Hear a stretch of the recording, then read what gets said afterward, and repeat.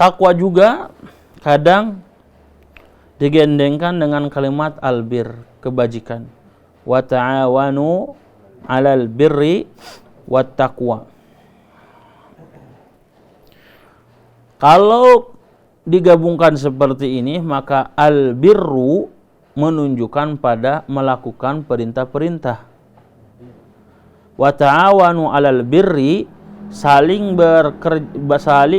tolong menolong, kerjasama dalam kebajikan, dalam menjalankan perintah, wat taqwa, dan meninggalkan larangan. Tapi kalau takwa itu dengan sendirinya tidak digabungkan dengan kata albir, maka mencangkup dua hal tadi. Kalau dia dengan sendiri, takwa dengan kalimat sendiri, maka mencangkup dua hal. Apa itu? Perintah yang wajib dilakukan dan larangan yang harus ditinggalkan. Tapi kalau digandengkan dengan albir, albir menunjukkan apa? Tadi kebaikan, perintah yang harus dilaksanakan, takwa yaitu dengan meninggalkan larangan.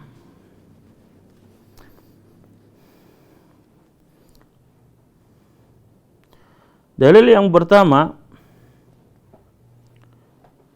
Imam Nawawi menyebutkan dalil dalam surat Al-Imran ayat 102 yang sering kita baca. Ya ayyuhalladzina amanu taqullaha haqqa tuqatih. Wahai orang-orang yang beriman, bertakwalah kepada Allah dengan sebenar-benarnya takwa. Apa sebenar-benarnya takwa? Takwa yang sebenar-benarnya itu apa?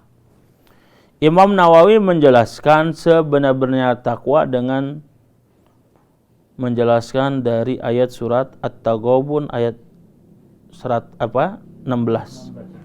Yang dimaksud dengan sebenar-benarnya takwa adalah fattaqullaha mastata'tum. Itu kalian bertakwalah kepada Allah semampu yang kalian bisa. Kalau semampu yang kalian bisa adalah dia terus berusaha.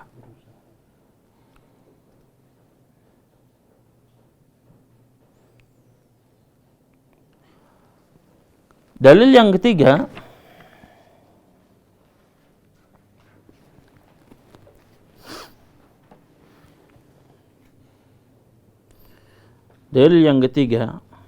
karena banyak sekali takwa ini digandengkan dengan apa? Dengan istita'ah. Wa ma amartukum bihi fa'tu minhu mastata'tum. Ketika aku memerintahkan kepada kalian satu perintah, lakukan semampu yang kalian bisa. Sholli qa'iman fa in lam tastati fa qa'idan. Salatlah berdiri, kalau tidak mampu duduk. Walillahi 'alan nasi hijjul baiti man istata'a ilaihi sabila. Ada kalimat istita'ah. Dalil yang ketiga, ya ayyuhalladzina amanu taqullaha wa qulu qawlan sadida. Bukan syadida. Syadid itu keras. Kalau sadid, perkataan yang baik, perkataan yang benar.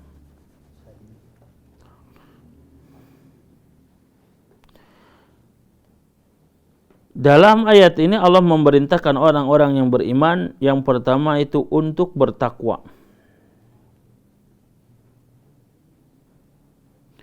Yang kedua yaitu berkata dengan perkataan yang benar, yang baik. Ketika seorang sudah bertakwa, maka akan melahirkan ucapan-ucapan yang baik. Kalau dia sudah berucap dengan ucapan yang baik, maka apa yang Allah lakukan pada dirinya? Yuslih lakum a'malakum.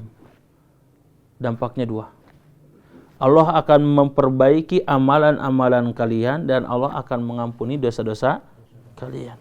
Yuslih lakum a'malakum wa yaghfir lakum dzunubakum. Dalam hadis disebutkan Qul khairan aw liyasmut. Berkata yang baik atau diam. Jadi orang-orang yang bertakwa, di antara takwa ini kan masalah hati yang terlihatnya itu salah satunya dari ucapan. Ucapannya baik, tidak ucapan yang kotor, tidak menyebabkan dengan ucapan itu dia dihisab oleh Allah Tabaraka wa Ta'ala. Maka istilah di kita kan mulutmu harimaumu. Kita harus jaga. Ucapan kita ini jangan sampai mubazir. Ya, ucapan kita nggak apa-apa bercanda. Susu bercanda, tapi jangan sampai dengan canda itu terucap perkataan yang dusta.